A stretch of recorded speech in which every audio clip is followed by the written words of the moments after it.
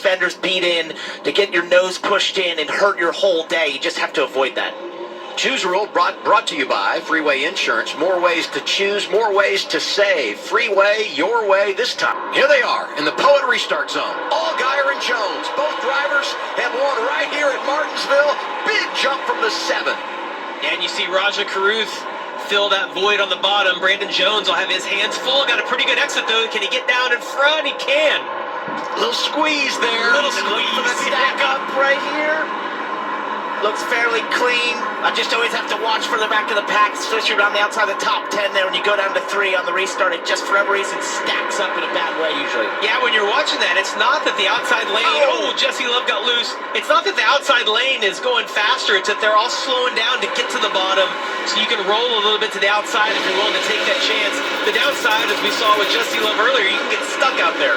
Brent Cruz was trapped in that inside lane. He's able to get down into 19. It's time to go full throttle with Sound Gear. Wherever sound is a problem, Sound Gear has the solution. Scan the QR code to learn more at soundgear.com. Turn it up.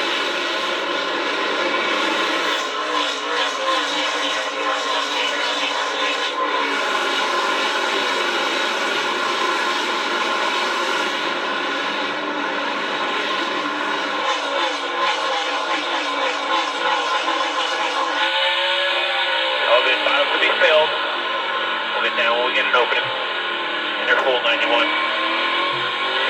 The side 17 nose, barely in there, barely nose, and a shift entry.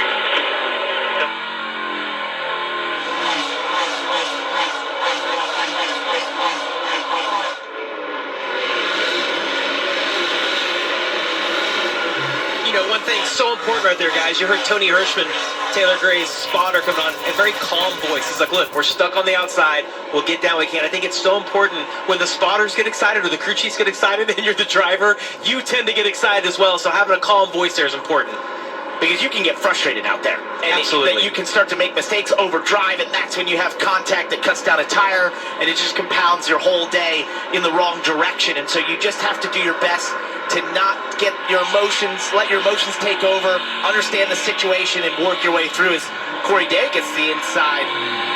He is the best in this series at the type of racetracks. He's been successful here at Martinsville, and it's hard to have that patience. You see him kind of just following Corey Day through here. It's so easy, it's so tempting to want to make it 3 wide when some of these slower cars, guys that have stayed out on tires. Caution is out again. Wheeling caution lights are on, this time for the 0 of Garrett Smithley.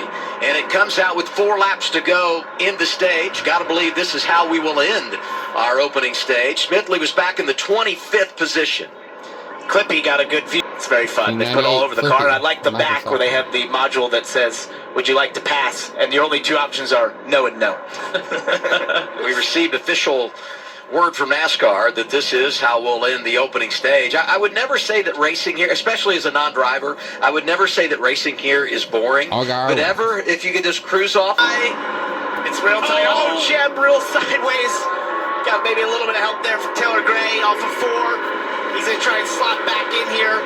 And then when you have the field sort of jumbled up like this, you just have cars that are maybe in an unnatural position compared to where they are speed-wise. So it's really hard to navigate these restarts, which are already hard in themselves. And we have plenty of contact at Martinsville intentional, but there's also a lot of contact that's not intentional. People getting on the brakes, someone not getting slowed down. Restarts, you mentioned it, that accordion effect. You watch the inside here as people fight to get to the bottom. It checks up that inside lane, and a lot of times the contact, it's not intentional. It's just guys getting down in front, and you mentioned, Parker, you just can't see 2 or 3 rows in front. Some of those drivers that pitted at lap 39, 37 at the speeding penalty, but everything cycled through, and they're back in the game now. Austin Hill, Parker Retzloff in that group, Ryan Sieg. It's all worked out for them after the cycle. I know I mentioned it just a few minutes ago about Sam Mayer having a better car. I'm watching the lap times here. Corey Day's going to have his hands full. Sam Mayer about a 10th quicker, and you see right there, he opens up that entry watch. He's going to try to turn down, exit just a little bit lower. Corey Day, though, had a good corner right there.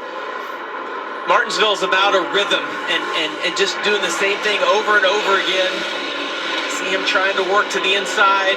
And the longer Sam Mayer waits here, he's about to have company in the form of Lee Pulliam, who's catching these two as well. He was actually just the fastest car on the racetrack the last lap, so he's loving that Corey Day's holding up Sam Mayer a little bit. He might have a shot at leading in his first race. It's such a good story. Oh, this is going to three get tight. wide. Oh, no.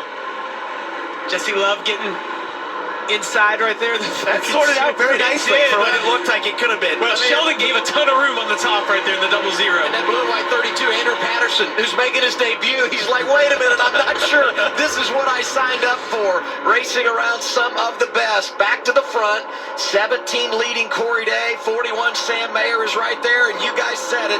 Here comes engine number 9, Lee Pulliam. And Sam's doing this wide entry. He's only got a couple more laps maybe to use that before Lee Pulliam will be there, and he's going to have to be defensive. It actually didn't even work for him real well there off of 2. Was not able to get the run. He's going to do it again down to 3.